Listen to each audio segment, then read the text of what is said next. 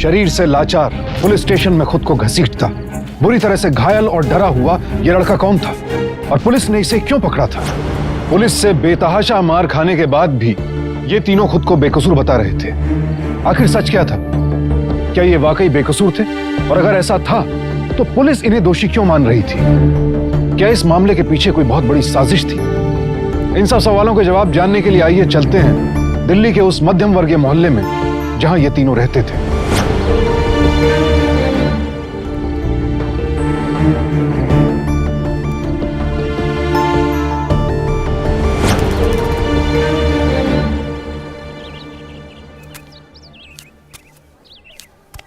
अरे बड़ा तरस आता है इस पे। तो बुला ले उसको अपने पास। अरे पहले पूछ तो ले जेब में पैसे हैं कि नहीं। अरे सुन तो, अरे सुन ना। दिल्ली के विरामपुर थाने के पास स्थित यह मोहल्ला एक ऐसी जगह थी जहां सरेआम धंधा होता था, लेकिन साथ ही यहां आम इज्जतदार लोग भी रहते थे जो इस गैर कानूनी धंधे के सख्त खिलाफ थे। माचिस ला रे, बड़ी खूबसूरत लग रही हो। अकेली औरत को छेड़ रहा है? भैया नहीं, ऐसे लोगों से मुंह नहीं लगते। चलिए यहाँ से चलिए। ज्यादा स्मार्ट बन रहा था क्या? ये सब इन लड़कियों की वजह से हो रहा है। इनकी वजह से बाहर के आवारा लड़कों ने हम जैसे लोगों का जीना हराम कर रखा है। बहुत हो चुका, बहुत सह लिया। अब कुछ ना कुछ तो करना पड़ेगा, कोई ना कोई रास्ता तो निकालना ही पड़ेगा।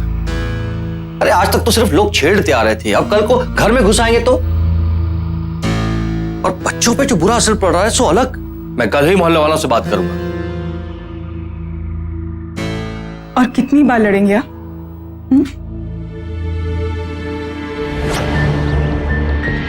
अगर आप ऐसे हालात का शिकार होते तो क्या करते? मोहल्ला छोड़कर घर बदल लेते या फिर अपराधियों से लड़ते झगड़ते? क्या करना सही होता? कौन सा रास्ता इख्तियार करेगा राकेश? अरे तुम लोगों को यहाँ तकलीफ है तो कहीं और जाके रहो। अपनी शराफत का ढिढोरा यहाँ क्यों पीट रहे हो? देखिए अब इस तरह मेरे भाई पे। तेरे को इतने सालों में यह भी समझ ना आया कि जब कंप्लेंट लिखाई जाती है जब कोई लफड़ा हुआ है। लफड़ा क्यों नहीं है सर? इतने सालों से मोहल्ले में खुलेआम धंधा हो रहा है। धंधा हो रहा है? कौन कर रहा है? कहां हो रहा है? 56 मकान में रहने वाली लड़कियां, और ये बात सबको पता है इंस्पेक्टर। ओए नरेंद्र, हमारे इलाके में धंधा हो रहा है, हमें ना पता है? शरीफ लोगों पे इल्जाम लगाते तुमको शर्म ना आती है? ज्यादा छू चपड़ की ना तो तुम लोगों को अंदर डाल दूंगा। चलो निकलो यहां से, निकलो।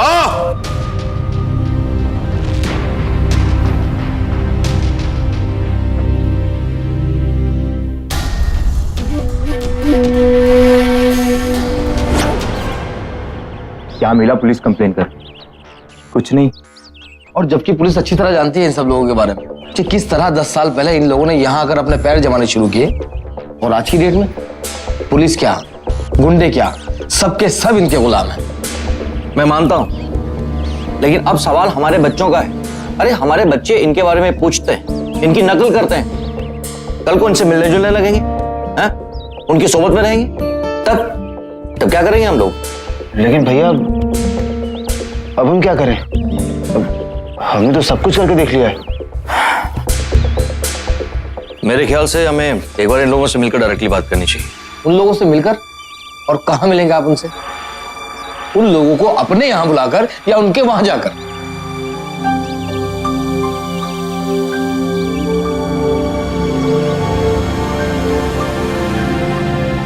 अरे राकेश बाबू, औरतों और लड़कियों को तो जमाने में सबने छेड़ा है, तो आज कौन सी नई बात हो गई?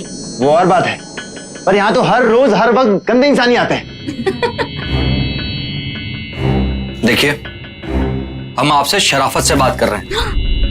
अरे तो हमने कौन सा आपसे मारा पीटी से बात की है? हमारे मोहल्ले की बदनामी के लिए आप लोग जिम्मेदार हैं, इसीलिए आप लोग यहाँ से ये सब करना बंद कीजिए। अच्छा, तो तू ही बता दे कहाँ करें? ये मोहल्ला किसी के बाप का नहीं, सरकारी संपत्ति है। और जब सरकार को ही इससे कोई प्रॉब्लम नहीं है तो तुम लोग कौन होते हैं हमें समझाने वाले? इतनी ही दिक्कत है तो खुद क्यों नहीं चले जाते यहां से? देखिए, बात सही और गलत की है, और आप लोग जो कुछ भी कर रहे हैं ना वो सरासर गलत है। अरे वो क्या है ना, कानून का नाम सुनते ही ना हमारे जो आदमी हैं वो काटने को दौड़ते हैं। अब अपनी शराफत का पिटारा उठाओ और उल्टे पैर यहां से चलते बनो। हाँ। ये क्या कर रही हैं आप? क्या है ना, शगुन तो देना ही पड़ेगा, धंधे का जो सवाल है। हाँ, इसके बदले में जिसे चाहिए ले जाओ।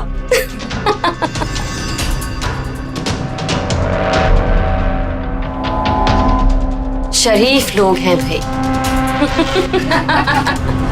करा दी ना हमारी बेइज्जती।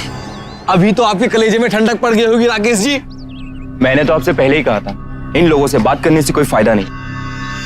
हम सब लोगों के लिए यही बेहतर है कि हमेशा की तरह सब चीजों को नजरअंदाज करते हुए जीते रहें। बस बस बस यही गलती तो करते आए हैं हम आज तक। कबूतर के आंख बंद कर लेने से बिल्ली गायब नहीं हो जाती, बल्कि उसे खा जाती है उल्टा। हम सब लोग अगर मिल जाएं तो हम लोग क्या नहीं कर सकते? क्या मतलब? इस पुरानी मुसीबत से तंग आकर जहां मोहल्ले के बाकी लोग हिम्मत हार बैठे थे, वहीं एक शख्स उन सब से अलग कुछ और ही सोच रहा था। तभी तो पुलिस से कोई मदद न मिलने के बावजूद राकेश को पूरा यकीन था कि अगर सब लोग मिलकर कोई ठोस कदम उठाएं तो पुलिस पर दबाव जरूर पड़ेगा। इसलिए राकेश ने एक ऐसा कदम उठाया जिससे उन सब की आवाज शहर के बाकी लोगों तक पहुंच सके। बंद करो, हमारा मोहल्ला साफ करो, इंसाफ करो, हमारा मोहल्ला साफ करो, इंसाफ करो। पुलिस को कार्रवाई करनी पड़ेगी। पुलिस को इंसाफ करना पड़ेगा। पुलिस को इंसाफ करना पड़ेगा।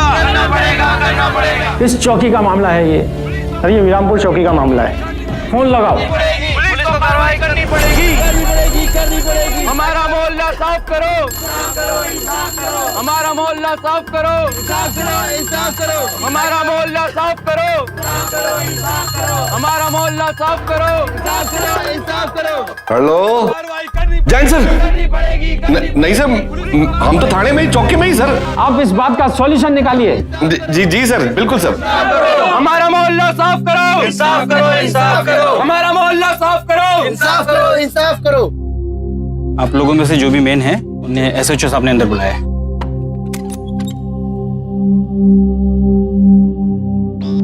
पूरे भाई, ये धरना वरना सब गैर कानूनी है, ये सब ना चलेगा। सब अपने अपने घर चले जाओ आराम से, नहीं तो फिर जबरदस्ती घर भेजना पड़ेगा, समझे कि नहीं?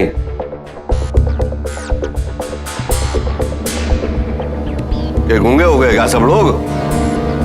गूंगे तो आप बने पड़े हैं इंस्पेक्टर साहब, और ऊपर से हमारी आवाज भी नहीं सुन रहे आप।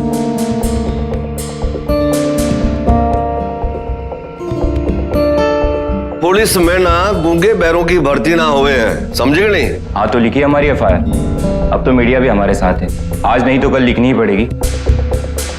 सर आप जरा थोड़ा जल्दी करेंगे, मेहरबानी होगी। जाओ निरंजन, लिख ले इनकी शिकायत और एक कॉपी थमा दे इनको। हमें एनसी नहीं चाहिए, आप उन औरतों के खिलाफ एफआईआर दर्ज कीजिए। इंस्पेक्टर साहब, क्या है ना कि पिछले 10 साल से लड़ते लड़ते एफआईआर और एनसी में क्या फर्क होता है, इतना तो हम भी समझते हैं। चलो अच्छा हुआ, पिछले 10 सालों में कुछ तो सीखे। जा भाई नरेंद्र, लिख ले इनकी एफआईआर। Thank you.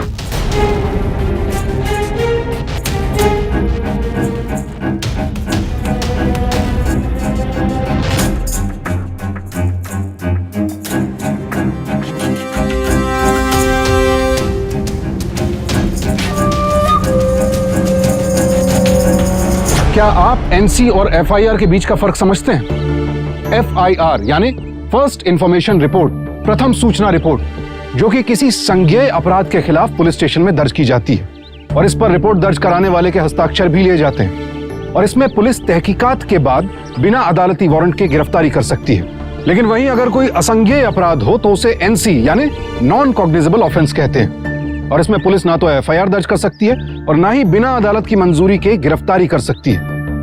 अगर आपके इलाके की पुलिस किसी भी बहाने से एफआईआर दर्ज करने में आनाकानी करती है तो आप पुलिस के उच्च अधिकारियों की या फिर स्थानीय मजिस्ट्रेट की मदद ले सकते हैं। राकेश को एनसी और एफआईआर के बीच का फर्क मालूम था, इसीलिए उसने एफआईआर दर्ज करवाने पर जोर दिया और मजबूरन पुलिस को एक्शन लेना पड़ा, जो कि पिछले 10 सालों में नहीं हुआ था। डालो लोग अंदर, चला चला चला, उसको लेके आओ।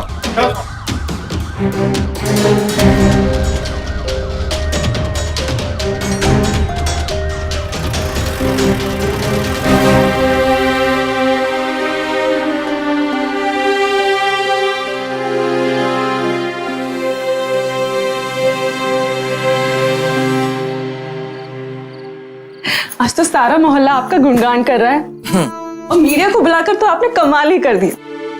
आपकी वजह से पुलिस को हमारी बात माननी पड़ी। हाँ, लेकिन उन्हें अरेस्ट करवाने से कुछ नहीं होगा। असली मकसद तो उन्हें यहाँ से दूर भगाना है, हमेशा हमेशा के लिए। वो दिन भी आएगा। आपने शुरुआत जो कर दिया।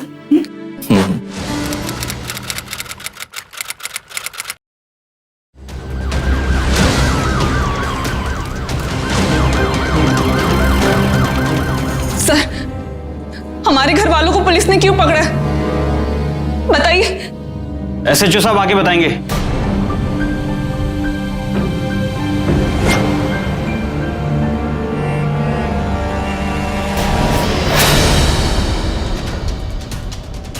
ठीक से देख इनको और पहचान ले इनको, यही है कि नहीं।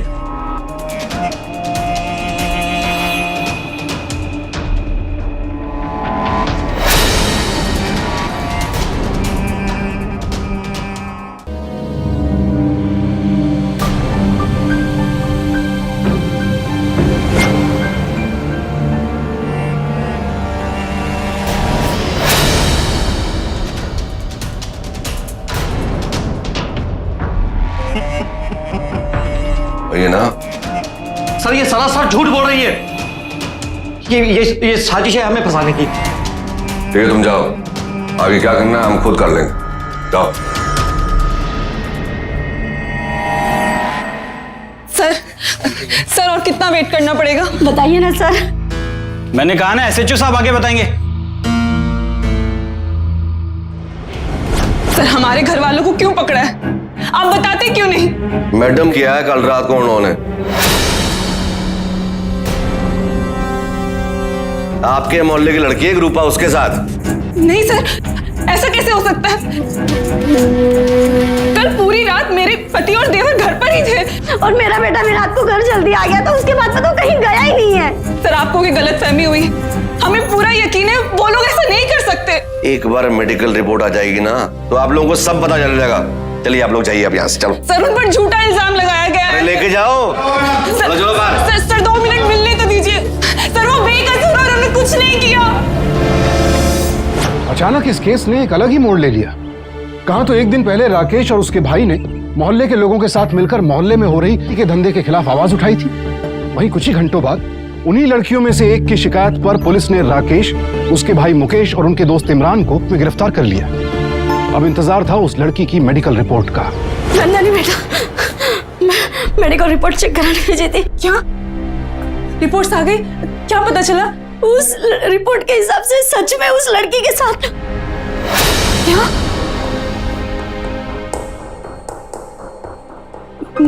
नहीं, ऐसा नहीं हो सकता। मैं नहीं मानती।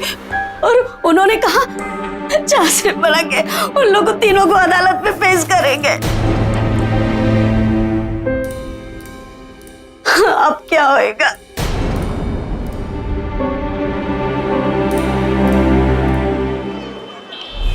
जज साहब, रूपा के बयान से साफ जाहिर होता है इन तीनों की पुरानी दुश्मनी के चलते हुए एक रात इन तीनों ने रूपा को धर दबोचा। रूपा की ये मेडिकल रिपोर्ट इस बात की पुष्टि करती है। लिहाजा मैं अदालत से ये अपील करूंगा इन तीनों को कड़ी से कड़ी सजा दी जाए। That's all your. तमाम सबूतों और महिला रूपा के बयान को मद्देनजर रखते हुए ये अदालत राकेश अस्थाना, उनके भाई मुकेश अस्थाना और उनके दोस्त इमरान शेख को 10 साल की कड़ी सजा सुनाती है।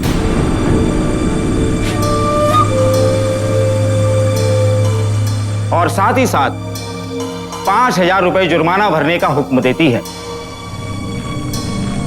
कोर्ट की कार्रवाई यहीं समाप्त की जाती है।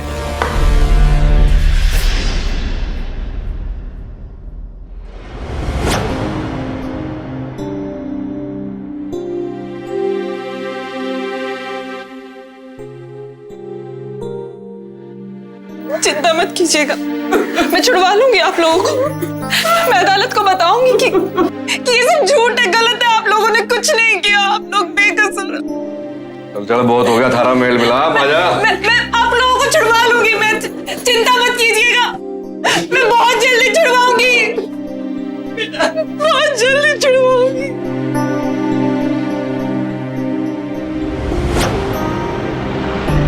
पुलिस द्वारा पेश किए गए सबूतों की बिना पर अदालत को भी राकेश, मुकेश और इमरान को मुजरिम करार देना पड़ा, जबकि नंदिनी, इमरान की मां और मोहल्ले के सभी लोगों को यह यकीन था कि वो तीनों बेकसूर हैं। और अब उन्हें इस बात का यकीन भी हो गया था कि इस घटना के पीछे जरूर कोई बहुत बड़ी साजिश रची गई है। बड़ी हैरानी होती है सोचकर, मोहल्ले वालों को, रूपा को, एसएचओ को, सबको सच पता था, फिर भी अदालत में झूठ को सच बना दिया गया। अब देखना यह है कि आगे क्या होता है। अकेली औरत खुली तिजोरी के समान होती है, जो चाहे हाथ साफ कर जाए। हाय हाय, तेरे पास तो कोई और रास्ते ही नहीं है ना इन लुटेरों से बचने का? हाँ, एक रास्ता है, हमारे पास आजा। हर औरत तुम्हारे जैसी नहीं होती। देखती हूँ ये तेरी शराफत तुझे कब तक बचाएगी। आए बेचारे शरीफजादे, चल।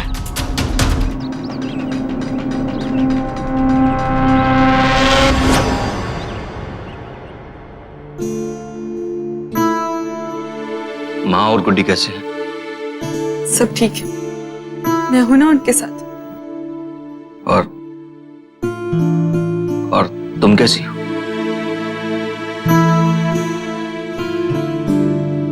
मोहल्ले में वो लोग अभी परेशान तो नहीं करते ना तुम्हें? नहीं, बिल्कुल परेशान नहीं करते। अब किसी की हिम्मत ही नहीं है। नंदिनी, एक बात कहूं, मानोगी? तुम लोग जितनी जल्दी हो सके वो घर छोड़ दो, वो मकान बेच दो और वहां से चले जाओ। आप ये क्या कह रहे हैं? बिल्कुल सही कह रहा हूं मैं। देखो नंदनी, अब उस मोहल्ले में रहना, उस घर में रहना तुम लोगों के लिए बिल्कुल भी सेफ नहीं है। ये बात मैं अच्छी तरह से जानता हूं और तुम भी जानती हो। प्लीज।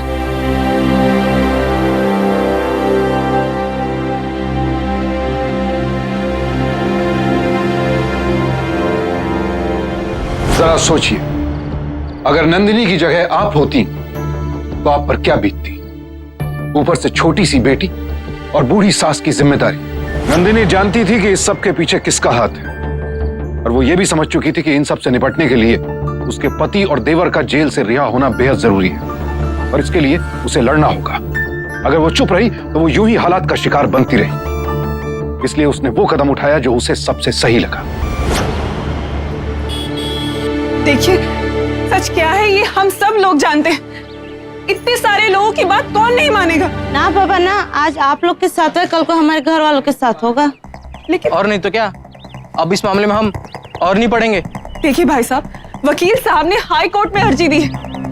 अगर आप सब लोग गवाही देंगे तो वो रिहा हो सकते हैं। देखिए बहन जी, आप हमें माफ कीजिए, लेकिन इस मामले में हम आपकी कोई मदद नहीं कर सकते। रुकिए, मेरे पति ने आप सब लोगों की खातिर आवाज उठाई थी, और आज जब उनको जरूरत है तो आप लोग उनकी मदद नहीं कर सकते। वो सब ठीक है बहन जी, लेकिन आप हमें माफ कीजिए। लेकिन शर्मा जी, अरे मेरी बात तो सुनिए। बहन जी, आप तो सुनिए मेरी बात। आप लोग ऐसे नहीं कर सकते, प्लीज कोई तो मदद करो, कोई तो रुको, मेरी बात तो।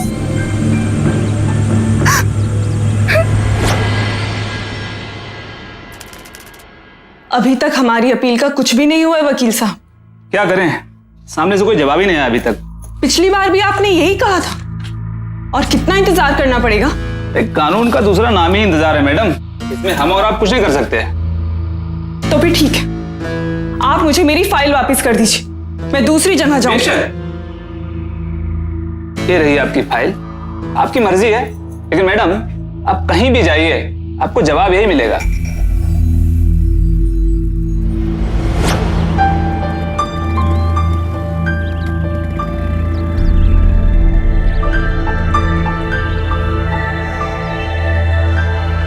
उस दिन अचानक नंदिनी की नजर लीगल एड सेल पर पड़ी। उसे शायद बहुत पहले ये रास्ता चुन लेना चाहिए था, लेकिन देर से ही सही, अब वो सही रास्ते पर थी और अब इसी लीगल एड सेल की मदद से नंदिनी की लड़ाई को एक नई दिशा मिलने वाली थी। भारतीय संविधान के आर्टिकल 39 के तहत हर न्यायालय परिसर में एक लीगल एड सेल का होना अनिवार्य है। ये उन लोगों के लिए है जो खुद अपने खर्चे पर किसी वकील की मदद नहीं ले सकते हैं। इन सेल से आपको कानूनी सलाह के अलावा कई ऐसी एनजीओज के बारे में जानकारी मिलती है जो आपके केस में आपकी मदद कर सके। ये लीजिए, इसमें सारे एनजीओ की लिस्ट है। लेकिन सर, मैं कहाँ जाऊं? मैं तो इनमें से किसी को भी नहीं जानती। मेरे हिसाब से आपको इस एनजीओ में जाना चाहिए। वहां आपको वानी गोपाल कृष्णन मिलेंगी। वो इस एनजीओ को चलाती हैं और वो खुद एक कामयाब वकील है। मुझे लगता है वो आपकी हेल्प जरूर करेंगे।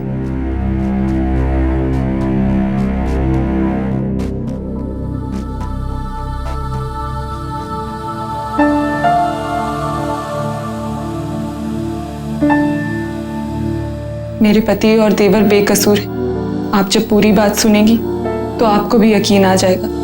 तुम्हारी बात सुनने के बाद मुझे तुम्हारा पूरा केस पढ़ना पड़ेगा, फिर उसके बाद देखते हैं।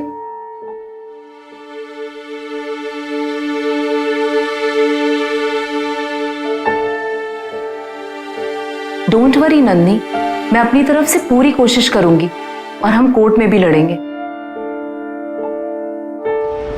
वाणी गोपाल कृष्णन के रूप में नंदिनी को न सिर्फ एक एनजीओ की मदद मिली, बल्कि एक बेहद अच्छी और काबिल वकील भी मिली। और वाणी ने भी नंदिनी की मदद करने में कोई कसर नहीं छोड़ी। उन्होंने पहले तो मजिस्ट्रेट से मिलकर नए केस के ऑर्डर की कॉपी ली, उसके बाद पुरानी एफआईआर की कॉपी और उसके साथ जुड़ी रूपा की मेडिकल रिपोर्ट की कॉपी भी अदालत से निकलवाई और फिर वो एफआईआर की रिपोर्ट की कॉपी की जांच परख में जुट गई। इसमें जो कुछ भी लिखा है वो सब सच है? जी हाँ, बिल्कुल सच है। ये भी कि रूपा से आप लोगों की पुरानी दुश्मनी थी? रूपा क्या, हमारी तो उन सभी लड़कियों से दुश्मनी थी और हमेशा रहेगी। ऐसी बात नहीं है। दरअसल रूपा से हमारी कोई जाती दुश्मनी नहीं थी।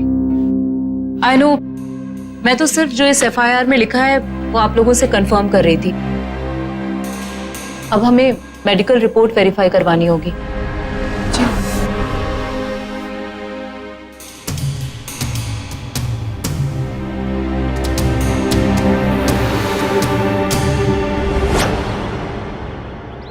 तुम्हारे कहने पर ही मैंने रिपोर्ट चेक करवाई और ये लो देखो।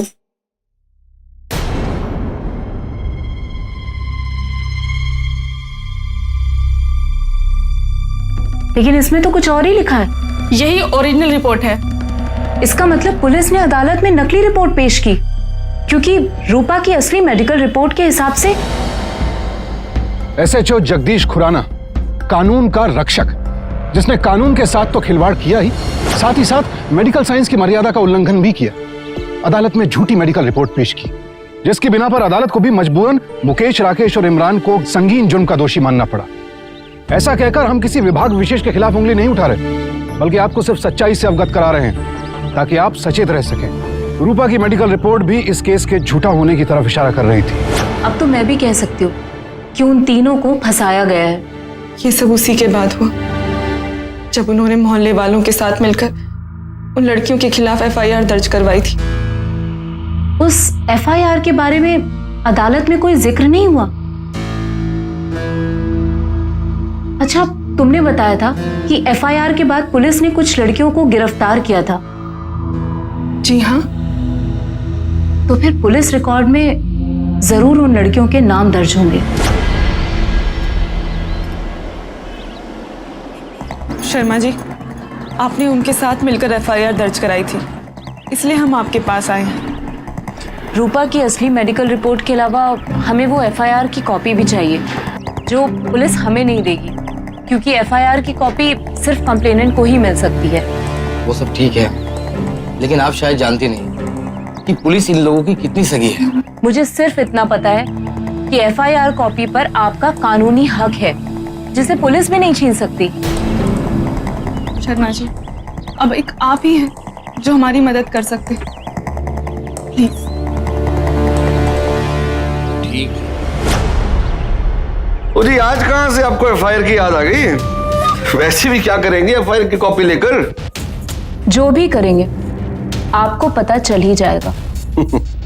हाँ जी, पता तो चल ही जाएगा, लेकिन उससे पहले हम असली एफआईआर पढ़ना चाहेंगे, जो आपके रिकॉर्ड में दर्ज है।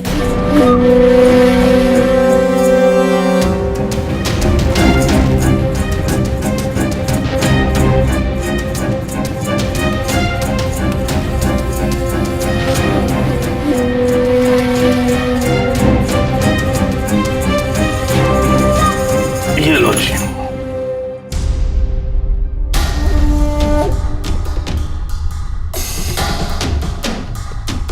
Thank you so much.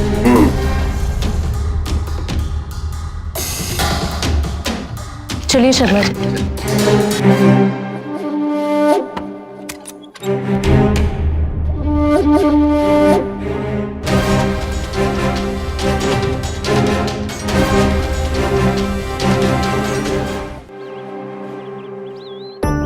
वानी तो कानून जानती थी, लेकिन क्या आप जानते हैं कि आप एफआईआर की कॉपी कैसे निकलवा सकते हैं? एक तो जैसा वानी ने किया, शिकायतकर्ता यानी एफआईआर लिखवाने वाले की मदद से, जिसका एफआईआर की कॉपी पर कानूनन हक होता है और इसमें ज्यादा वक्त भी नहीं लगता। दूसरा, अदालत की मदद से, और तीसरा आरटीआई यानी राइट टू इंफॉर्मेशन एक्ट के जरिए। लेकिन बाकी दोनों तरीकों में 3 से 4 महीनों का वक्त लग जाता है। और हाँ, सन 2010 के दिल्ली हाई कोर्ट के एक फैसले के बाद एक आरोपी को भी अपने खिलाफ दर्ज हुई एफआईआर की कॉपी 24 घंटों के अंदर मिल जानी चाहिए। अब वानी के पास इस केस से जुड़ी दोनों एफआईआर की कॉपी थी, जिन्हें मिलाने के बाद वो ये साबित कर सकती थी कि राकेश, मुकेश और इमरान को झूठे केस में फंसाया गया था। इसीलिए उसने अदालत में नए सिरे से सुनवाई के लिए एक याचिका दायर की, और अदालत ने भी सुनवाई के लिए जल्द ही एक तारीख तय की। आपने इन तीनों को कब और किस रोज पकड़ा था? जी, 13 नवंबर को तकरीबन सुबह 4 बजे। राइट। और इनके खिलाफ दर्ज हुई एफआईआर नंबर 456 के मुताबिक रूपा कब हुआ? जी, उससे कुछ घंटे पहले 12 नवंबर को रात को तकरीबन 10:30 के आसपास। राइट। और उससे कुछ घंटे पहले यानी 12 नवंबर की दोपहर को एफआईआर नंबर 456 के पहले 455 दर्ज हुई थी,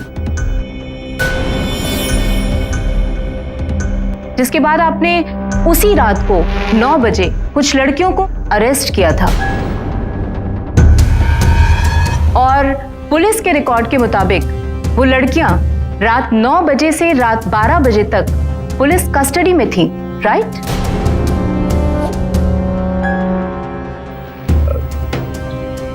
जी जी। और उन्हीं लड़कियों में से एक लड़की रूपा भी थी।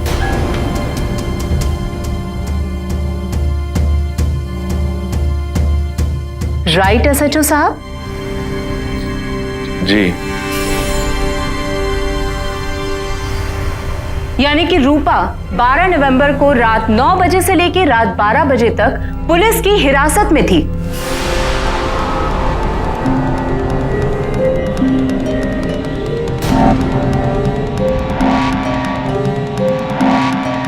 और वो भी पुलिस स्टेशन के बाहर।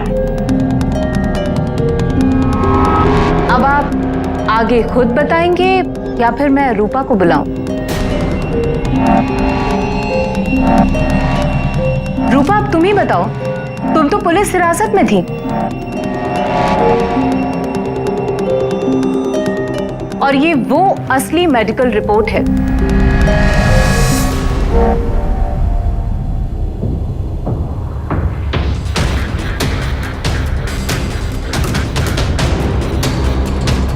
इसका मतलब है तुम झूठ बोल रही हो। बोलो रूपा। नहीं, वो क्या वो सब मैंने एसएचओ साहब के कहने पे किया।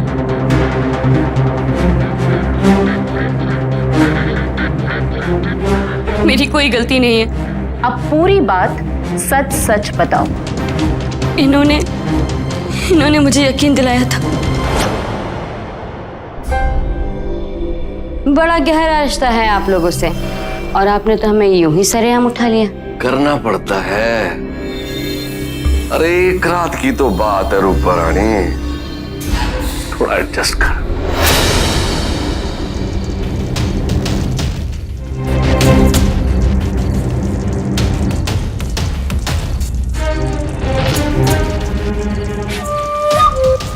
अब हमने तो आपको खुश कर दिया सर जी। अब आप भी हमें उस एफआईआर से छुटकारा दिला दो ना।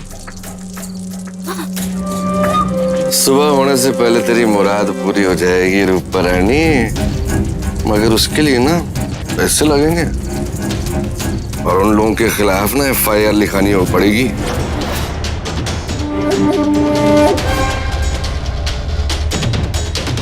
अब तुम जा सकती हो Rupa. That's all your honour. तमाम सबूतों और गवाहों को मद्देनजर रखते हुए यह अदालत रूपा को और विरामपुर थाने के एसएचओ जगदीश खुराना को इस केस में दोषी मानती है, और इसलिए राकेश अस्थाना, मुकेश अस्थाना, इमरान शेख पे लगे हुए तमाम आरोपों को ये कोर्ट खारिज करती है, और ये अदालत इन तीनों को बाइज्जत बरी करती है। And the court is adjourned.